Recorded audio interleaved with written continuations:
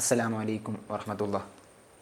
സൂറത്തു ഇബ്രാഹിമിലെ 5-ാമത്തെ സൂക്തത്തിലൂടെ അള്ളാഹു പറയുന്നു, വലഖദ് അർസൽനാ മൂസാ ബി ആയാതിന അൻ അഖ്രിജ് ഖൗമക മിന ദുലുമാതി ഇലന്നൂർ. ജനതയെ ഇരുട്ടിൽ നിന്നും വെളിച്ചത്തിലേക്ക് കൊണ്ടുവരാൻ മൂസാ നബി അലൈഹിസ്സലാമിനെ നമ്മുടെ ദൃഷ്ടാന്തങ്ങളുമായി അവരിലേക്ക് അയച്ചു. തുടർന്ന് പറയുന്നു, വദക്കിർഹും ബി അയ്യാമില്ല, നിങ്ങൾ അള്ളാഹുവിൻ്റെ ദിവസങ്ങളെക്കുറിച്ച് അവരോട് ഓർമ്മിപ്പിക്കുകയും ചെയ്യുക. എന്താണ് അള്ളാഹുവിൻ്റെ ദിവസങ്ങൾ?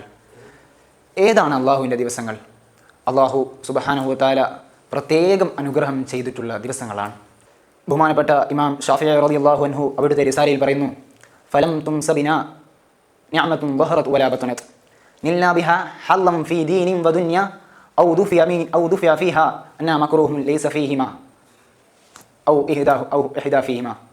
ദീനിയോ ദുന്യവിയോ ആയ കാര്യങ്ങളിൽ നമുക്ക് വല്ല ഖൈറാത്തുകളും നേടിത്തരാൻ അല്ലെങ്കിൽ ഒരു ഷർറിനെ തടയാൻ സാധ്യമാകുന്ന ഭൗതികമോ അഭൗതികമോ ആയ ഒരു നിഅമത്തും ലഭിച്ചിട്ടില്ല. ഇല്ലാഹു മുഹമ്മദുൻ സ്വല്ലല്ലാഹു അലൈഹി വസല്ലമ സബബുഹ, മുത്തുനബി സ്വല്ലല്ലാഹു അലൈഹി വസല്ലമ തങ്ങൾ കാരണമല്ലാതെ നമുക്ക് ഒരു നിഅമത്തും ലഭിച്ചിട്ടില്ല എന്നാണ്.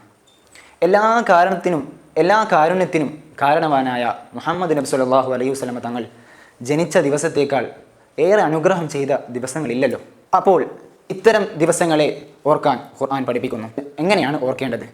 ആ ദിവസത്തിൽ സ്വാലിഹായ കർമ്മങ്ങൾ അധികരിപ്പിക്കുക ചെയ്യേണ്ടതാണ്. ഇമാമിങ്ങൾ പറയുന്നു, സ്വാലിഹായ അമലുകളുടെ കൂട്ടത്തിൽ ഏറ്റവും മുൻപന്തിയിൽ നിൽക്കുന്നത് മുത്തുനബി സ്വല്ലല്ലാഹു അലൈഹി വസല്ലമ തങ്ങളുടെ പേരുള്ള മദ്ഹും സ്വലാത്തും സ്മരണയും അധികരിപ്പിക്കുക. അതുപോലെ ജനങ്ങൾക്ക് ഭക്ഷണവും നൽകുക.